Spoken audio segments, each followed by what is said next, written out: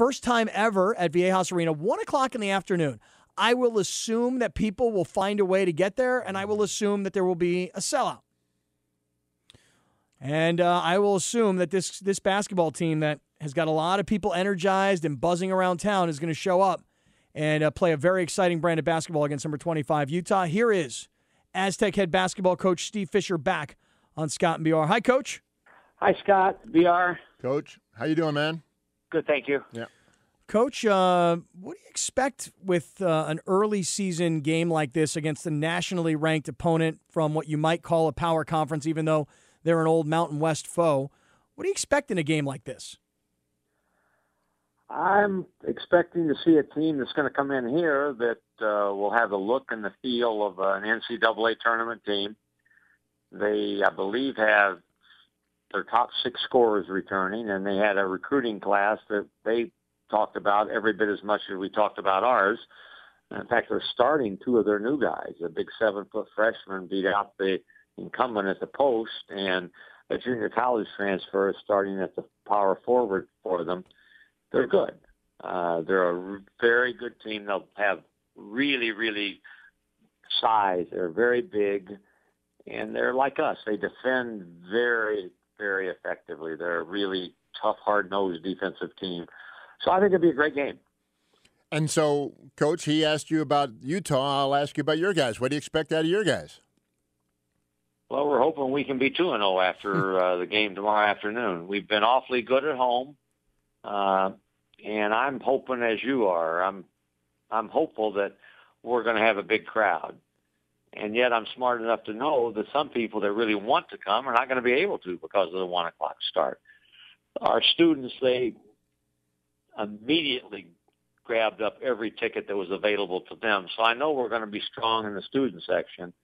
And my plea on Ted's show after the game was, if you can't come with your season ticket, find someone who's really been looking forward to getting to that game, get them your tickets, and allow someone else to get there. We need that home court feel with a big, enthusiastic crowd.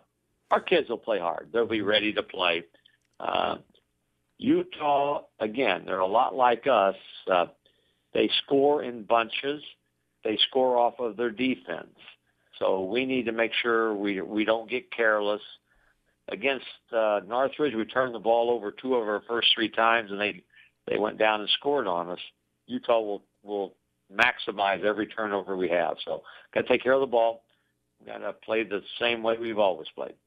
Talking to Coach Steve Fisher on Scott and BR on the Mighty 1090 tomorrow. 1 o'clock tip-off at Viejas Arena, part of this ESPN College Basketball Marathon. By the way, how'd you guys get 1 o'clock? Couldn't they do 7 o'clock Pacific time?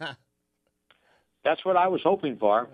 How about 9 a.m. Pacific time? That's what they wanted us to be in. Oy vey. That's when they wanted us to play. And, you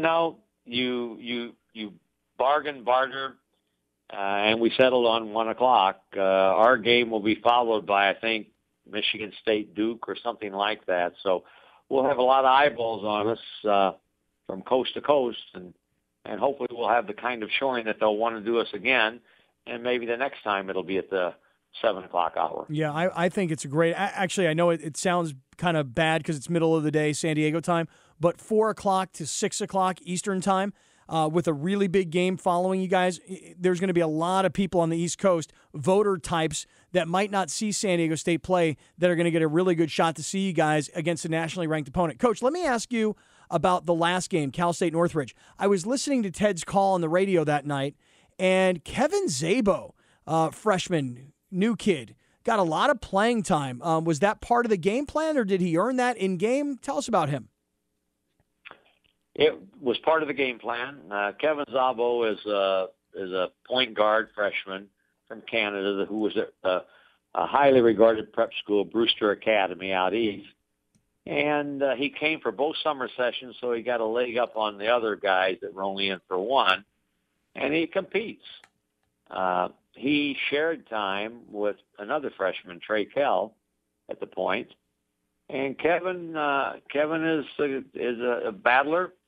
He's someone that doesn't have the feel of a freshman, but occasionally he makes freshman kinds of plays. So we're hoping that he'll play more like he did in all his good spots but we love him. We think he's someone that will continue to grow and get better.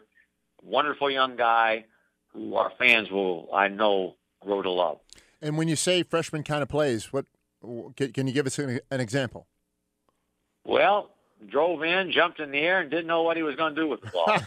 That's a bad play. That's a bad play. You know, you got to go in and you can't get in the air and say, now what? You got to go in thinking score, and now if they take the scoring away from you, you find the guy. And those kinds of plays. Drove in one time, and they cut him off and tried to go up and shoot over a 6'8", 6'9" guy, where in high school it's a 6'2" or 6'3" guy. Right. So he's learning, but those are the kinds of plays that hopefully will get fewer and fewer as the season goes on. We're talking to Coach Fisher tomorrow. Big game, San Diego State, Utah, part of an ESPN 24-hour college basketball marathon. It's at 1 o'clock in the afternoon. If you can't make it tomorrow, don't let there be empty seats at Viejas Arena. Find people that want to go. Everybody's dying for tickets, and you know you can't get them. So it could be a great opportunity for somebody who's been saying for a long time, I'd really like to go.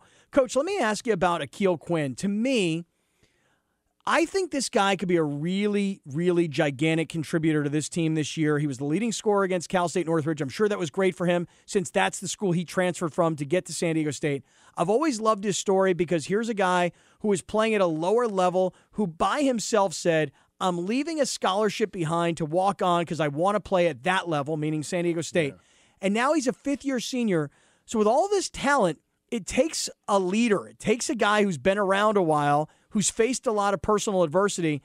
To me, this guy could be a huge contributor. What do you think? No question about it, Scott. He's someone that when he came here, I can say this now because it's what turned out, I thought he made a bad decision in terms of being able to gain a scholarship, earn a scholarship, and get playing time on the floor. He proved me wrong. And it didn't take too long for that to happen, but I tried to talk him out of it. I think you know I hadn't seen him play, but I said, are you sure you want to do this? You've got a full scholarship, you can get a degree, you can play a lot of minutes, and there's no guarantee here, and there's a very good chance, A, you'll never earn a scholarship, and B, you won't get much time. And he just looked at me and gave me that grin and says, I'm coming. He's a great locker room guy, extremely intelligent, and very confident in who he is and what he can do.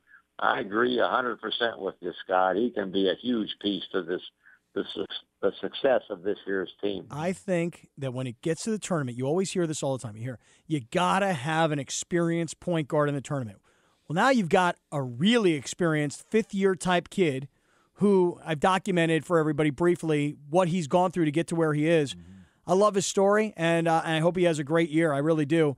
Coach, how about Winston Shepard? We talked to him last week. We had a really nice, long, extended conversation. I think he's a misunderstood personality. I try to explain to people that in practice, he's a yes, sir, no, sir kind of guy to everybody, not just you, but to all the assistant coaches. I think this young man's also ready to take off and meet the expectations we all had given his recruiting status coming out of high school. I love his disposition and his demeanor.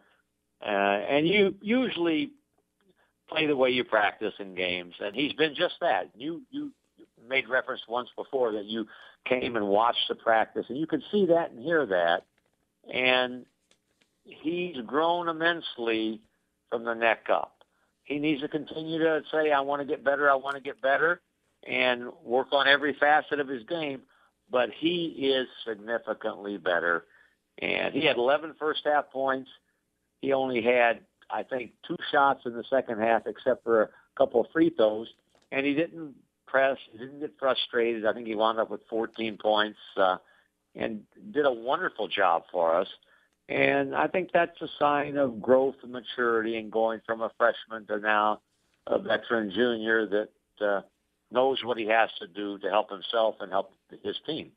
Coach, you have a little scouting report on the Utes for us?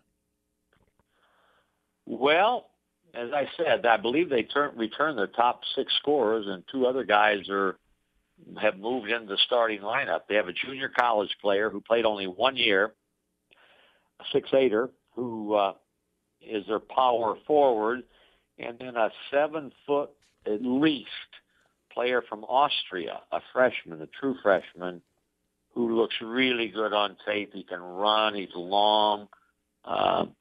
He's all in and around the basket, but he's good. He's good.